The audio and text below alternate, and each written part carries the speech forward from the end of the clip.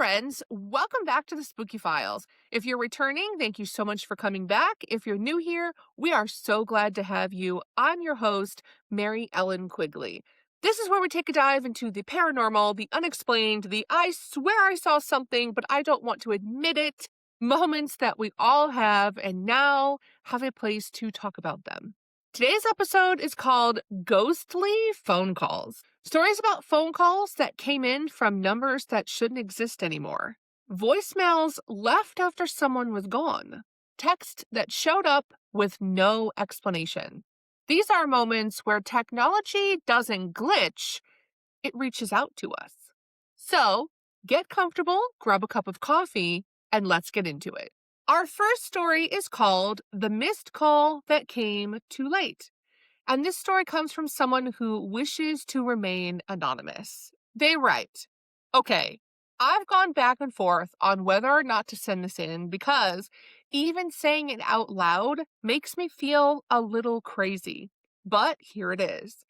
My dad passed away suddenly from a heart attack. It wasn't one of those situations where you have time to prepare yourself. One day he was completely fine, and the next, he wasn't there anymore. The first couple days after it happened are honestly a blur. You know how it is when something like that happens. There are people everywhere, phone calls, plans being made. You're answering questions you don't even remember being asked. I don't think I slept more than a couple hours at a time.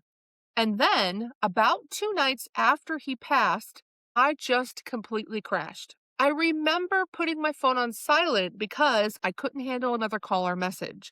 I just needed everything to stop for a few hours. When I woke up the next morning, I grabbed my phone out of habit. And that's when I saw it, a missed call from my dad, his actual phone number. I stared at it for a while, trying to make it make sense. At first, I told myself it had to be someone else. Maybe my mom had his phone. Maybe a relative was going through his things and accidentally hit call. But it felt intentional, like it wasn't just a random pocket dial. I sat there for a good 5 minutes before I finally called the number back. It rang once, then went straight to voicemail, and then I heard his voice. Hey, it's me. Leave a message. I hung up immediately, like I physically could not handle hearing his voice. Later that day, I asked my mom if anyone had used his phone overnight. She looked at me like I was asking something completely crazy and said, no, it's been on the kitchen counter ever since we got home from the hospital. Apparently, the phone had been turned off. No one charged it. No one touched it. I didn't tell her about the call. I don't know why, I just couldn't. She was in such a fragile state at the time. I still have it in my phone history, and I never deleted it. Every once in a while, I go back and look at it just to make sure I didn't imagine the whole thing. This one hits a little closer to home. I lost my dad too, so I understand the shock that exists in those first few days. Everything feels surreal. You're going through motions, you're talking to people, trying to entertain relatives when the last thing you want to do is entertain, and you're making really big decisions, but none of it really fully registers yet in that moment. So to wake up to see a missed call from my dad on top of all of that, I can't even imagine what that would feel like.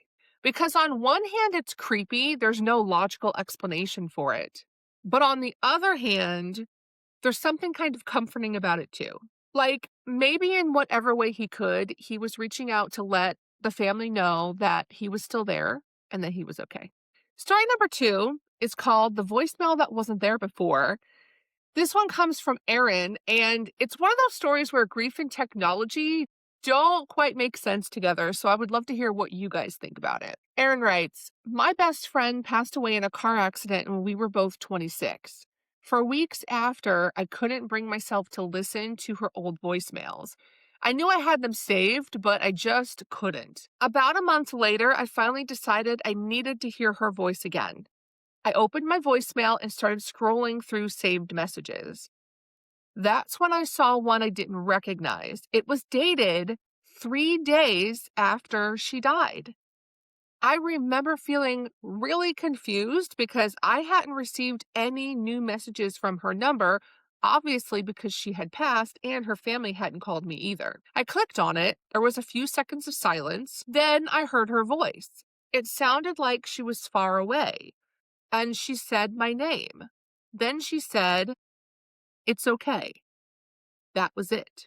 No background noise, no explanation, just those 3 words.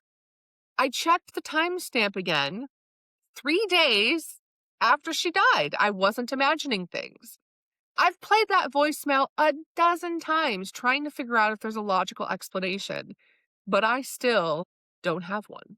This one is really emotional because I think anyone who has lost a loved one understands what they mean by you want to hear their voice again, but you're not quite ready for it, and you have to kind of gear yourself up towards it. So then to reach that point and find an unexpected voicemail would just make me break down in tears. I can only imagine how emotional that was for them.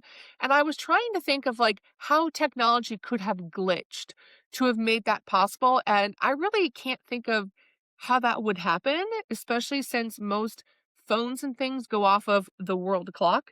So I don't know how that would work, but I would love if anybody has a technology explanation for it. But at the end of the day, I'm going to go with Erin and believe that this was a paranormal incident and that this was just a beautiful display of friendship with Erin's friend letting her know that she was okay in the afterlife. On to story number 3, and this one's called The Text, and this is from someone who wishes to remain anonymous. They write, "Hi, Mary. My brother passed away after a long illness. We were close, so after he died, I couldn't bring myself to delete our text thread. I would scroll through it sometimes, read old messages, especially when I was missing him the most. About 2 weeks after he passed, I got a text from his number. It was just one word. Hey. I stared at it trying to convince myself it was a glitch. I didn't respond. A few minutes later, another text came through. You there? At that point, my hands were shaking.